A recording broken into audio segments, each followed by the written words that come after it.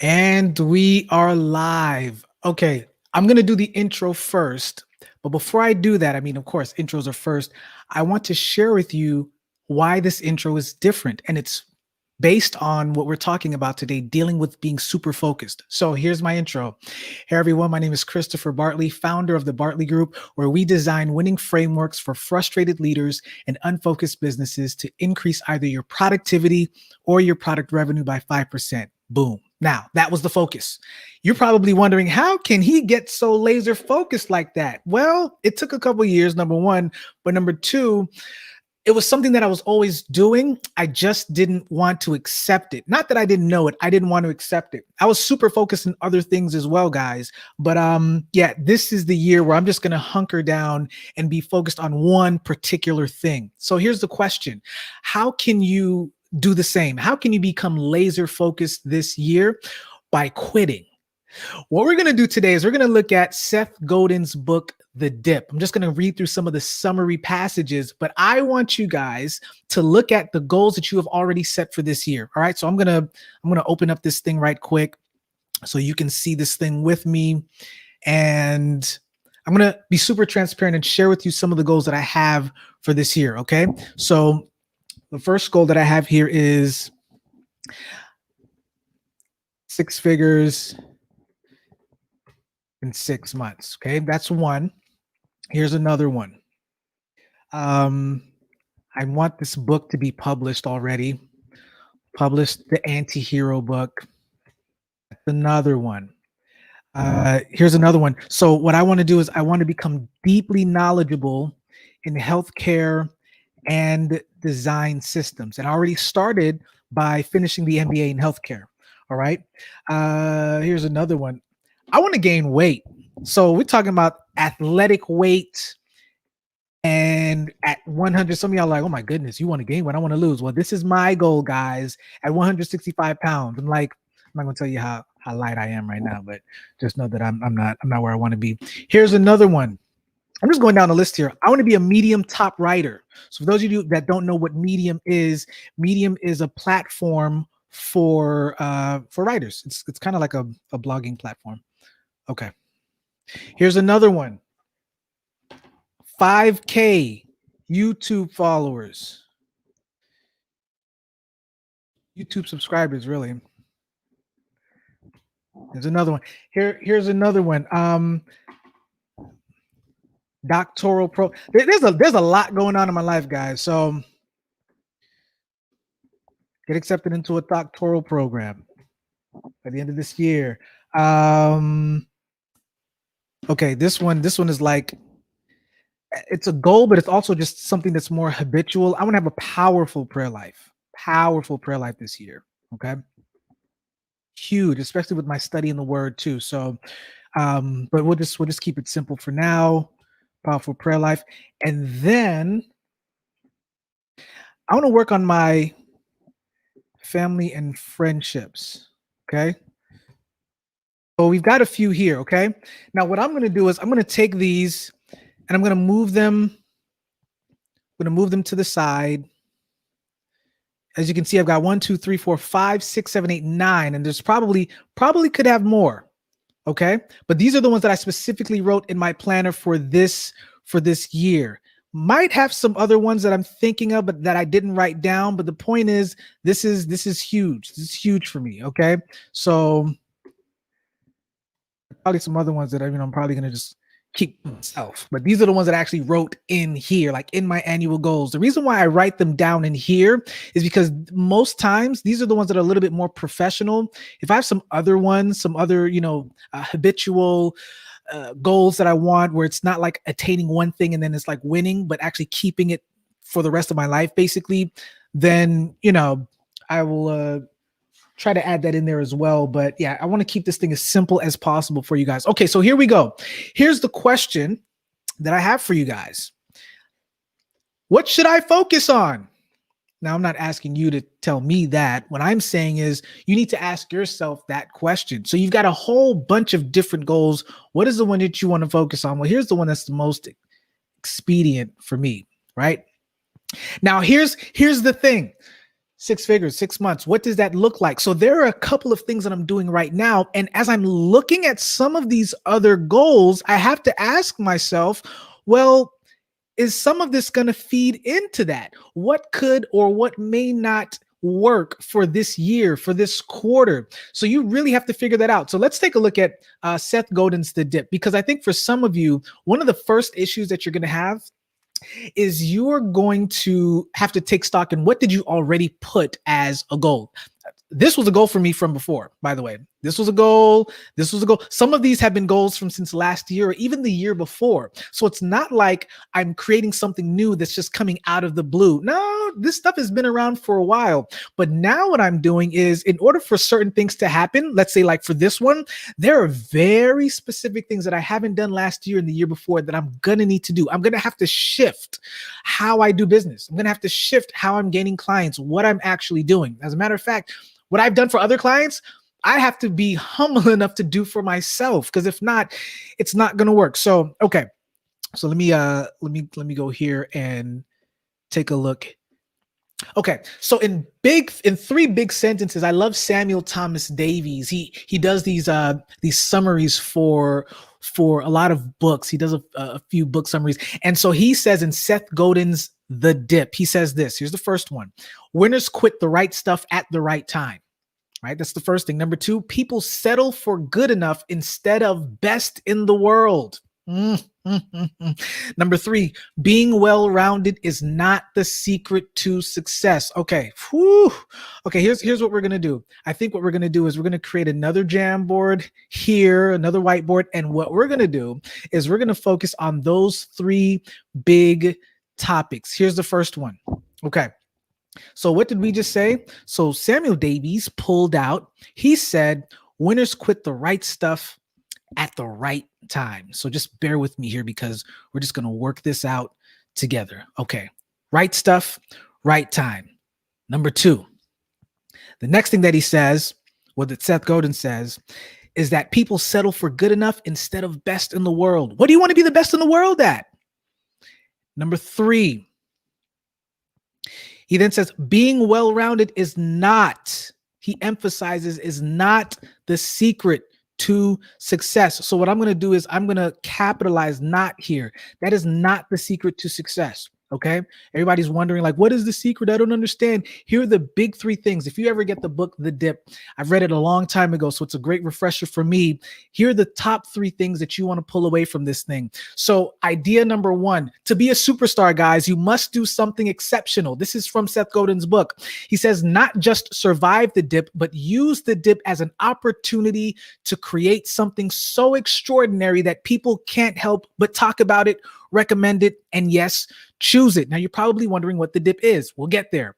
Number two, the next time you catch yourself being average when you feel like quitting, realize that you have only two good choices: quit or be exceptional. Listen, there's this, he says, average is for losers. Oh my goodness. There is this, when you look at people, and what they do, who are super successful, there now is this kind of binary kind of mindset that they have. And this binary mindset, it either is, they're either on or they're off. So it's either this. It's either you do it or you don't.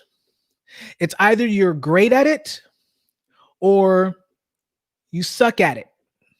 It's either you show up, so it's either you're present or you're absent for the thing.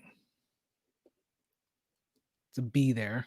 It's either you are, I mean, you can just think of so many other, I mean, this one is very simple because this is really what binary is. You're either on or you're off. Like, so when you're thinking about what, here's another one. It's either what's another great way for you to figure out and to hyper focus on your goals. I think it's this one right here. You do or you don't, right? So the point is this. You've got 9. Well, I've got 9 that I created, and the majority of these rolled over from last year. And this, for me, that's okay. But did it necessitate me for adding new goals on top? Because I checked off some ones from last year. I'm like, wow, I did like I checked off like 3 out of the 10 that I had set up. That's huge. at least for me, you know? So now the question is, did I need to fill in those gaps? A lot of times you don't. It depends on how big and how much time the goal is going to take. Okay. So there's that whole binary mindset that people, especially individuals who have who are millionaires or whatever the case is, they've got a lot to deal with, and they are very like yes or no. It's black or white. Okay, so let's talk about another thing that Seth Godin talks about. He says here the next time. Okay, so we talked about that. Number 3, winners understand that taking that pain now prevents a lot more pain later. There's a nice quote that I learned back in 4th grade that says a stitch in time saves 9. Right? If you deal with that thing now, then later on you won't have to. For those of you that have ever gotten stitches before, or maybe there's a rip in your shirt or whatever the case is, if you nip it in the bud now, then you won't have the wear and tear that would require you to, create even more stitches, literal stitches later on. So that's an idiom that we learned way back in the day, and it makes so much sense now. Okay, so that binary mindset that they have, Seth Godin is saying, listen, averages is for losers, and winners understand that taking that pain now prevents a lot more pain later. Take a look at this one. This is cool. The decision to quit or not is a simple evaluation. Is the pain of the dip worth the benefit of the light at the end of the tunnel? So let me go back to my goals here, guys. Let me go back to my goals. These are my personal goals, right? For this year. Where are we? So we got a bunch here, right? And I chose the most important one for me this year is this one right here. It's probably even the most urgent one. You're probably thinking, well, why not a powerful prayer life? I have a prayer life. It's not as powerful, but I've got one, right? And so you're, depending on who you are and what you're doing, you need to categorize and prioritize what you want to do. Here's my thing. The reason why I'm now making this big and some of these other ones smaller is because now I have to think about this thing. What Facebook groups am I in right now that I probably won't be able to fully engage in? Everything that I'm doing needs to lend to the most important one, guys. So for instance, I'll give you a great example. So if I want to be a top medium writer, that requires me to write a lot. Do I have the time to write a lot if I'm working on products so that I can actually meet this goal? Probably not. I'm going to have to create and to produce a lot of videos. Am I going to have the time to do that if I'm focusing on ads, if I'm focusing on marketing, like focusing on the things that's going to make this work really in the sales arena? Probably not. And some people can argue like, oh, of course you can. But here's what I'm saying. What I'm saying is if I choose to do this, the YouTube subscribers, if I choose to do this, writing more, these all would be a subset of the bigger picture. If I'm choosing to publish the book, which I am choosing to do, it's all going to be a subset. What does that mean? I'm not going to publish the book for publishing the book's sake, just so that I say that I published a book for authority. What I would end up doing is I would be publishing this book so that I can either use it as a part of the sales funnel to enter into a landing page, or some people call it a squeeze page, so that you can then offer something greater. That's what I'd be using it for. So that's how you got to kind of see some of your goals. Some of your goals doesn't necessarily mean that you have to throw it all away, but maybe you just say to yourself, how do I maybe repurpose some of these things so that it feeds into the bigger picture? Oh, you better believe that if you start making a certain amount, you're going to need to stay connected, right? So that's what I would assume, or that's what I would suggest that you do. So I'm still going to move these away, because you have to ask for yourself, though, what are the ones that you're going to remove? What are you going to choose to hold on to? Or maybe say, you know what, it's important, but it's not as important as I thought. So maybe you start prioritizing some of those things. Okay, here's another thing, guys. Here's what Seth Godin talks about. So for those of you that are just joining, we're looking at how do you stay focused, and the big question is really, you stay focused by learning how to quit stuff. Okay, learn how to quit. Okay, so I'm going to go back. I'm going to go back here, and I'm going to type in here. I'm going to type in here, learn how to quit, because that's really what you're doing here. As a matter of fact, I'm going to put here quitting equals focusing. The problem isn't that you don't have stuff to do. A lot of us have stuff to do. The problem is, for many of us, we got too much. We have too much on our plates. So how can you go hyper focused this year? So here's another one. Here's another one that Seth Godin talks about. Quitting is as a short-term strategy is a bad idea. Quitting for the long term is an excellent idea because it frees you up to excel at something else. Okay, so here's the thing. One of my personal values is this idea of mastery. Okay? So if you quit, you're quitting something, it has to be for the long term. Don't quit because, oh my gosh, it's so hard, it's so difficult, I can't, oh my goodness. You want to quit for the long term. Don't quit because it's too hard, okay? You don't want to do that. There's always going to be some sense of resistance when you start something. So that's just the reality. So there's always going to be hardship. Hardship is part of the norm. That is not going to be the reason why you throw away 1 or 2 or 3 or 4 of your goals for 2021. If you're going to quit, it's because you're looking at the long-term goal. Now, remember, my long-term goal, it's really short-term now, is 6 figures, right? So anything that is sabotaging this right here is going to have to be thrown away or postponed, meaning I cannot think about those things because it will cause enough anxiety. For those of you that suffer from anxiety like I do, it's because you worry about the future. They make the future real simple. There's already going to be stuff that you won't worry about, that you won't know about anyway, right? Jesus says, do not worry about tomorrow. Tomorrow's got its own stuff, okay? So that's that. Now you're probably wondering, what does the dip mean? Okay. Take a look at what this is. At the beginning, all right, I'm gonna try to map this out for you guys while I'm actually saying this. So at the beginning, when you first start something, it's fun. You go to the gym for the first time. It might be a little fun, especially when you go with one of your friends and you keying while you on a little treadmill.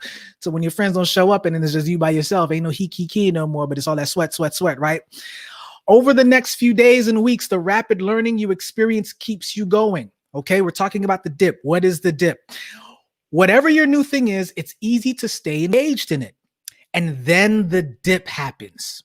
Well, Seth Godin, what is the dip? The dip is the long slog between starting and mastery. Ain't that something? He just used the word mastery just right there. It's a long slog that actually is a shortcut because it gets you where you want to go faster than any other path.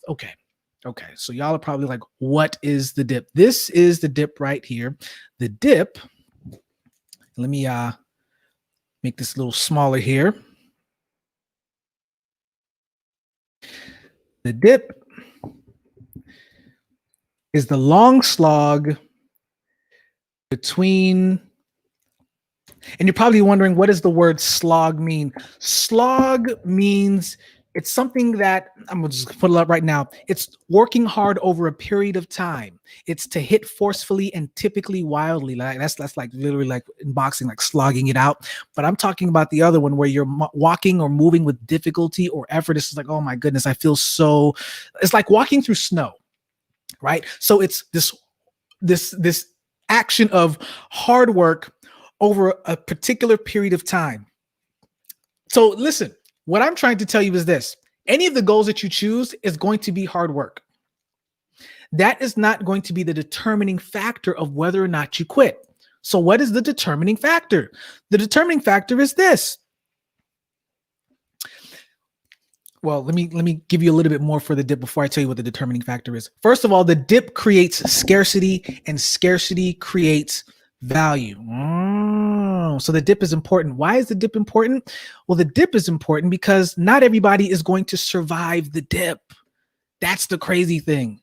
The dip is kind of like the exam that, it's kind of like the LSAT or, what is the dip? What is the dip? The dip is the long slog between starting and mastery. Okay. So I'm going to let's put this here. So it's a long slog. It's a gap really. Cause really what you're looking at for the dip is this right here. This is where you're starting. This is the dip. and this is where you're the expert, right? So you have to ask yourself, is going through the dip long, is it worth it? Is it worth to getting on the other side as a master? So it is a long slog. Here's another thing that the dip does. The dip creates scarcity. I like scarcity. How does it create scarcity? Well, it's scarcity because not everybody's going to come through on the other side. And then scarcity creates value. Okay. So when you're looking at the dip, and I'm going to put that here, equals value. This is part of what the dip is going to do for you. Okay. It's tough. It's a long slog. It develops scarcity, which creates value. Here's another quote from Seth Godin. In a competitive world, adversity is your ally. The harder it gets, the better chance you have of insulating yourself from the competition.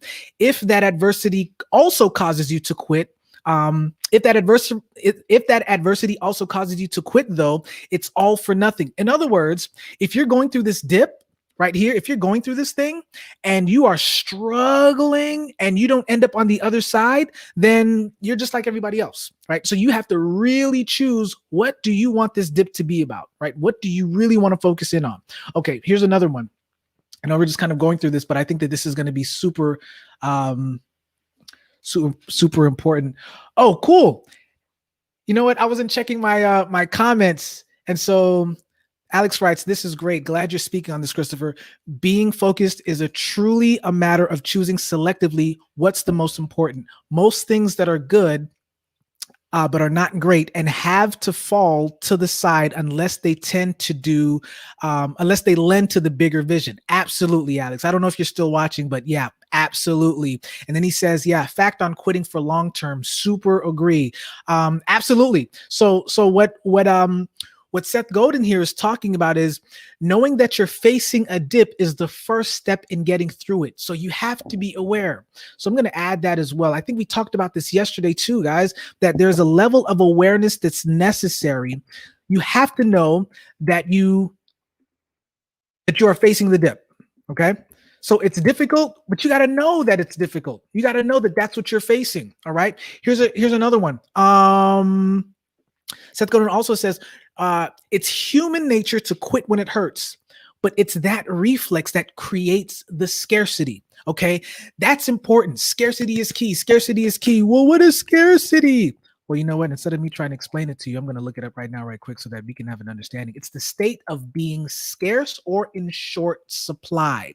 So, because something is in short supply and people have a huge demand for it, what that does is it makes the thing that much more valuable. That's why gold is valuable. That's why diamonds are valuable, because that's why water.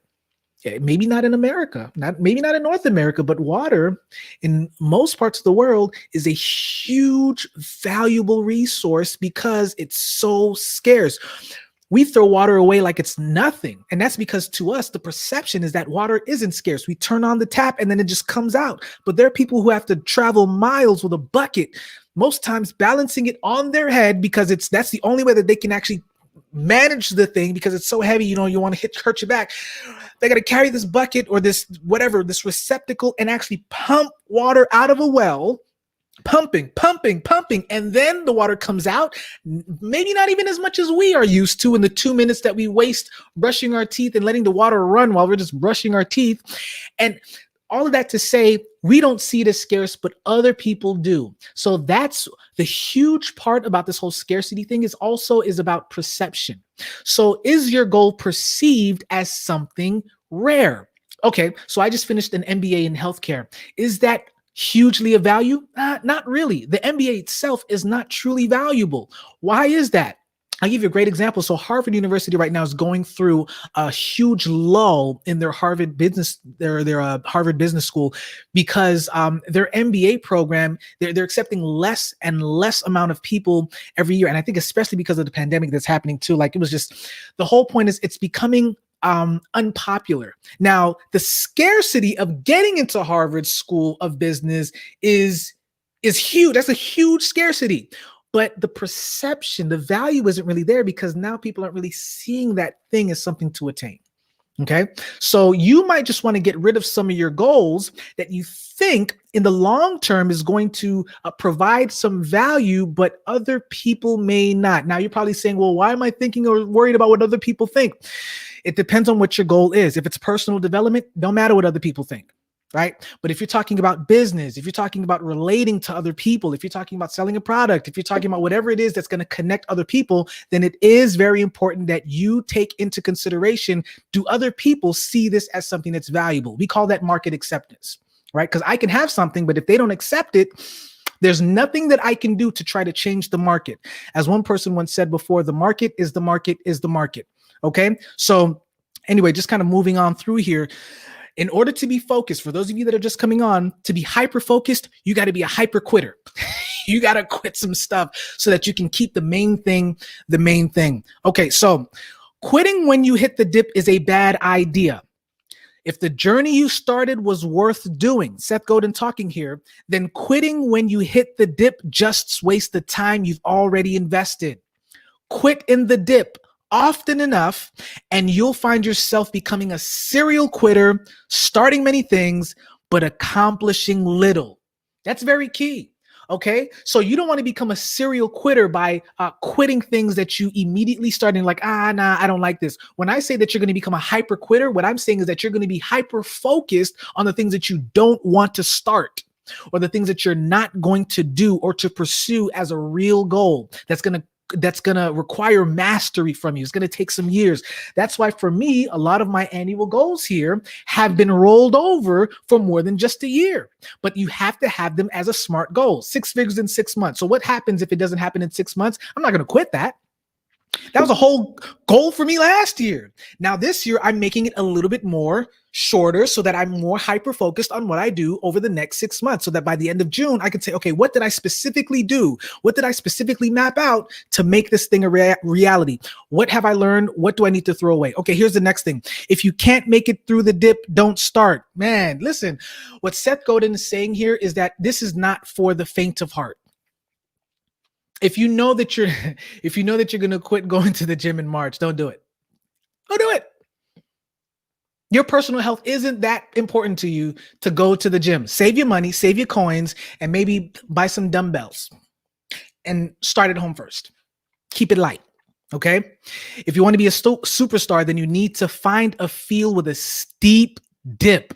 It's a barrier between those who try and those who succeed. And you've got to get through that dip to the other side. Listen, okay, let me start writing here again. So I need to keep writing here. So the dip should be steep. Okay. That's another thing. This dip should be steep, guys. The steeper the dip, the greater the value. The steeper the dip, the greater the value. I'll say it again. The steeper the dip, the greater the value, okay? Because it's more difficult. So for me, a healthcare, an MBA in healthcare, and understanding design systems. Those of you who don't know what design systems are, it's a single source of truth for developers and designers to come together in this one space to understand how things should look and how things should be coded. I'm enamored by that. But what I've also learned is that I don't have to fully know everything that needs to happen in design systems, because if I'm going to be a business owner, which I am, I need to find the right people who knows it.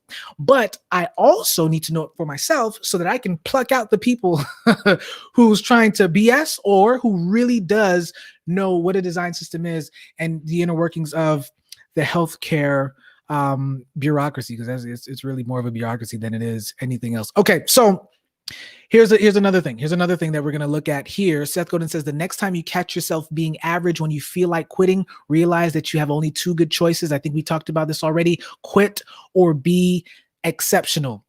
Okay, if you're not going to be able to get through the dip in an exceptional way, you must quit, and quit right now. Oh man. Okay, I'm going to add that right here. I'm going to add this right here.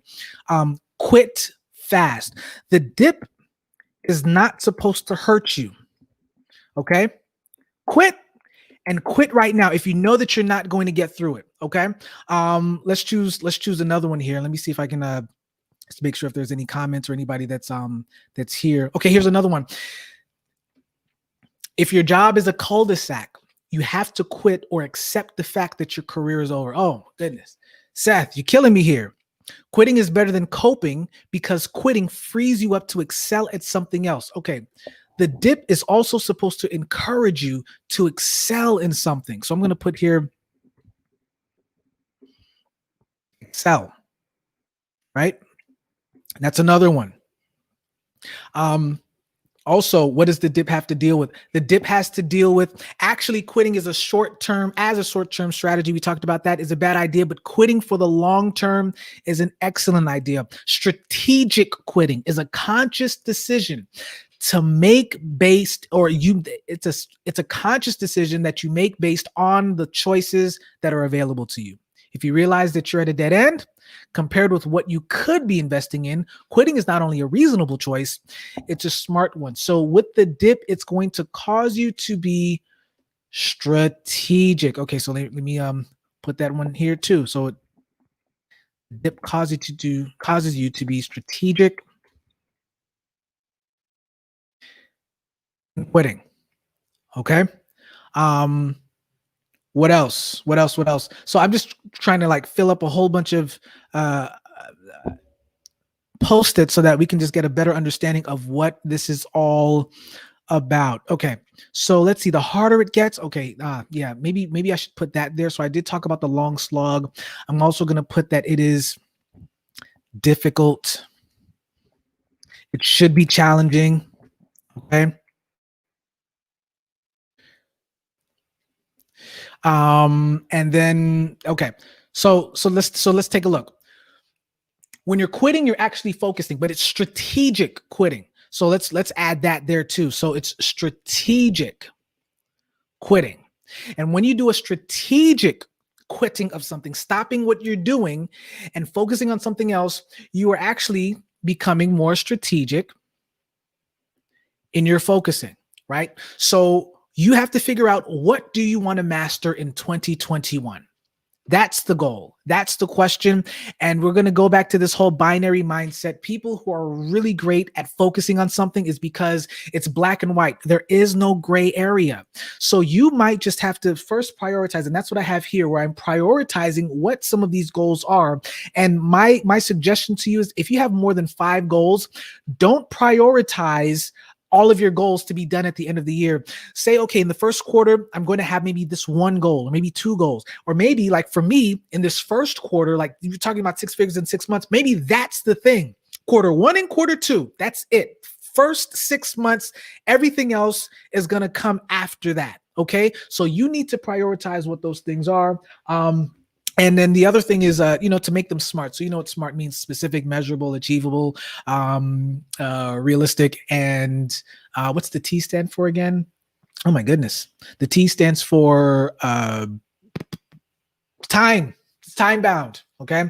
And there's even smarter goals where after time bound, I think it has to be exciting and it has to be risky. So for those of you that are looking, to up it up in 2021, you can use that framework.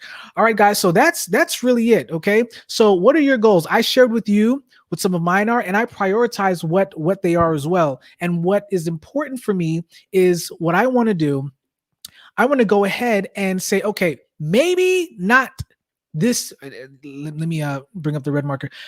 Maybe not this year. Maybe not this year for this one either. Yes, this one. So maybe I make this part of the process, right? Maybe this one would be deferred. Maybe I can do it, but it doesn't mean that I'm going to put full stock into it. This one right here, right? So maybe I don't stress over it. Maybe I do submit applications, but I'm not going to make that the priority. This one as well. Maybe I turn this one more so into a habit than it is an actual like achievable goal, if that makes sense. Make it something that's a little bit lighter, easier to achieve. This one as well. Maybe I make this one, part of this whole idea of money is one thing, but your spirituality is a totally different thing. And maybe that's what undergirds you making that amount, because what is it to gain the world but to lose your soul, right? So, and this was so a lot of these are very important to me, but maybe I'm not downplaying, but kind of putting them lower on the list for right now. And then some of them I'm just like, not really. So I could say, here's the thing, right? I could say, yeah, I'm going to be a top medium writer, but maybe it's not in the way that I expected. Maybe I'm creating videos first. And by creating those videos, I then transcribe those videos and then just create them, put them up on Medium. Right? I don't know. I'm just trying to think of, you got to think of ways to truncate or maybe just to end some of your stuff all together. And as you can see, I didn't really end anything, right? I just said, I'm going to kind of push some stuff to the side. But the reason why all of these are important to me is because I did the work to really figure out how long some of this stuff will take. And that if I don't get it done this year, that's okay. I'm willing to push it over to the next side. Okay, I'm willing to just take that time and to spend to continue to work on them. But there's some that for me is really important that I really want to focus on. Okay, so anyway, guys, that's what I've got, and I'm just hoping that you guys will kind of do the same thing. Think about the goals that you've set for yourself and ask yourself, do I have too many? You might have too many goals this year. You may not have enough. Choose the ones that's going to be important to you. And when you choose those, ask yourself, which ones require me to be in a dip, right? Winners quit the right stuff at the right time. People settle for good instead of best in the world. And being well-rounded is not the secret to success. I challenge you to choose one thing this year that you want to be able to master or begin to master. Okay, one of my biggest personal values is mastery. And so we talked about strategic quitting equals strategic focusing. So you want to quit, but when you quit, it's for the long term, not because something is difficult. It is always going to be difficult. Why is that? Because the dip is the long slog between starting and between mastery. So it's a long slog. It has to be steep, which means it creates, the deeper the dip, the harder the dip, the more scarce your value becomes, the more scarce your skill set, your talent becomes, which increases the value of what you do as an individual or as a company or a business. Choosing when to start or stop or to get out of the dip is also strategic. We talked about the fact that it's difficult. And if you're going to quit fast. Don't wait till February and March. Go ahead and end that thing right now, because what you want to be able to do is you want to be able to excel greatly in the thing that is the one goal. I have many goals, but there's one for me this year that's like, okay, that is the one, right? We're in 2021. Choose the one, okay? In 2021. And you also have to be aware. Be aware that when it gets difficult, is it because your mindset is starting to shift? Do you not have enough discipline? Or is it because you have actually entered the dip? If you've entered the dip, be aware that you've entered the dip. That means that you are now on the path. The real path begins here in this dip right here to mastery. Okay. So that's it, guys. Any questions, anything that anybody wants to ask me right now, feel free to ask me. I'm here. I'm an open book right now. Maybe you're trying to figure out, maybe you're wrestling between one of three goals and you want some opinions on what you should probably choose. Go ahead and go ahead and ask me, and I will give you my honest opinion. But I will tell you this, I will bring this up again. This is what Alex said. He says that most things are good but not great and have to fall to the side unless they lend to the bigger vision. So here is my question for those of you that are still watching. What is your bigger vision? What's the vision? So let me tell you, remember how I started out with my introduction? I'm going to say my introduction again, and I will tell you why this is important for me. So I said, hi, my name is Christopher Bartley, founder of the Bartley Group, where we design winning frameworks for frustrated leaders and unfocused businesses to do one of two things: increase your productivity or your product revenue by 5%. Well, where did that 5% come from? That 5% came from me actually doing work with a company, and they were able to increase their revenue by 6%. So I said, let me knock it down a percentage and say it's by 5%. So that's the work that I've done before in the past. But the thing is, I'm getting super focused. So now everything that I'm doing and that I'm creating, the products, the resources, everything is now centered around trying to get to, let me share it with you, trying to get to this big goal. Now, I didn't just choose this out of nowhere. So let's talk about what some of these goals would mean. I listened to and those of you probably know him. So Myron Golden said, listen, if you want to hit six figures, you need to focus on products and not services. That's number one.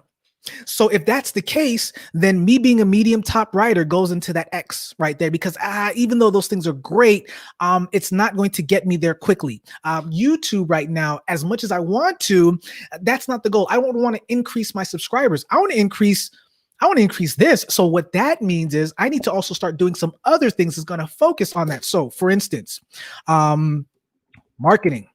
And when I say marketing, specifically ads, there's no way around it. So I'm talking about the type of ads that you have to like actually pay for. So now you got to start investing a certain amount of money so that you can start sharing what it is. Okay, so you have your product, but now you have to talk about what that product is. How are you going to get people to see it? How are you going to get people to know it? As a matter of fact, I have a Facebook page. What I need to do is start with who I know and then just invite everybody to actually like the page. Like you got to start with where you are and then start building on top of that. As a matter of fact, I'm going to do that as soon as we get off this call. Like that's the things that you have to do, right? Here's another thing that you're probably going to have to be focusing on is, and by the way, guys, this is stuff that just has been introduced to me.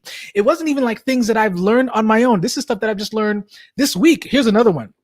You got to have a launching formula. So how are you going to launch your products?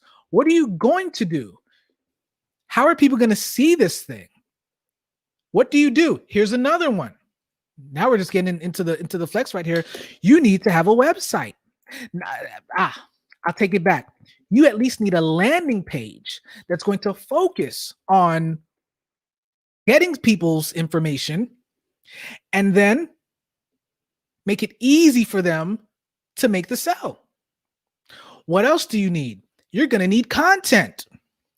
Oh, so wait, do you mean to tell me that I can have content without having the stress of trying to be having an amazing or a top what's the word I'm looking for, like a top, being like a top YouTuber, whatever it is? Yes, that's what I'm trying to tell you. What I'm trying to tell you is that you need to figure out what's most important to you, because some of the things that you're focusing on is going to move, it's going to get you away from this thing. Okay, what's another one? So here, like for instance, so for here, right? Publishing the book, boom, that goes under the content. And then I can use that connected to the landing page, boom. And then now I have that. So what I'm saying is that you have all of these things, all of these pieces, some of your goals. It's not that they're unrelated. They are, you just haven't seen it yet. So now you need to start figuring out for yourself, where do these pieces fit? And if they don't fit, you might need to defer it, right? Or you just need to exit out altogether, at least for right now, until you actually achieve the big one that's for you. Like, what is your big one? Take that big one and make that the thing. And here's another thing that I would probably suggest to you. Make sure that the big one that you have is something that you're not just passionate about. So you shouldn't just be passionate about it. It's something that you're actually skilled in. So I'm going to put here that you're proficient in it. And what value is it going to share for other people? Okay, that's what you want to focus on. So the reason why this for me is important is because if I hit that, then that means, to an extent, that means that I have scaled out the value that has been placed in me, the gift that has been placed in me. It's now been scaled out and can be measured in six figures. Okay, so that's what I've got here, guys. I hope that this was helpful. If you've got any questions, go ahead and shoot me a line, DM me. You can email me, chris@bartley.group. You can, if you're just like, listen, I'm ready to go in. What other products do you have right now? Go to the website. It's right there at the bottom. Listen, there's so many different ways to attack your goals, but the first thing that you need to do is you need to choose which ones you're not going to do this year. What goals are you not going to do? Start there. What are you going to quit before you get into the dip? If I would have quit the NBA 18 months in, oh my goodness, can you imagine? Or a year in, it would have been a waste, not just of money, but of time. But I had the bigger vision. My bigger vision is to help people in two ways: personal development and in the healthcare space, and they're both connected. So for me, understanding the business and bureaucracy of healthcare, the MBA was important.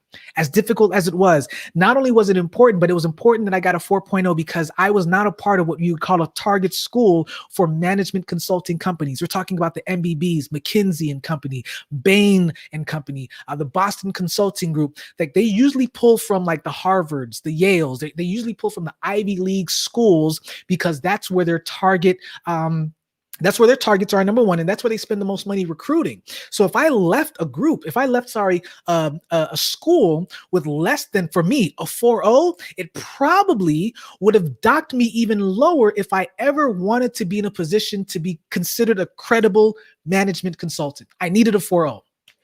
Maybe a 3.8 from Harvard would have been, even still would have been challenging, but I needed that 4.0. Why is that? Because it's a part of the bigger picture. What is your bigger picture? Mine, I love creating strategies, designs. I love creating things to help people to move forward in life. So right now I'm dealing with a shame resilience framework. And on the other side, hopefully it'll get built out probably within the next maybe 5 years now, but that's a little bit later on, the M Health, the mobile health space, so that people can actually have a stellar patient experience so that they can not only look up their symptoms, but they can schedule an appointment with a doctor using their phone versus having to still make phone calls. It's a mess, right? Healthcare doesn't, that's a whole nother story. I'm not going to go on a tangent. The point is, I know what the passions are. I know what the big vision is. So now all of my goals are aligning with that. And if it doesn't, cut it off, guys. I got to cut it off. Okay. Anyway, that's my time. If nobody has any questions or any comments, I will see y'all in the next broadcast. And go follow the go follow the group, Anti-Hero Circle. Yeah, I'm going to put the plug in there. We're starting the Samson Challenge hopefully next week when we get enough people. So go ahead and do that. It's going to be interesting. And if you haven't seen the video, I kind of built the thing out live a little bit. So yeah. Anyway, I'm done. I'll see y'all later.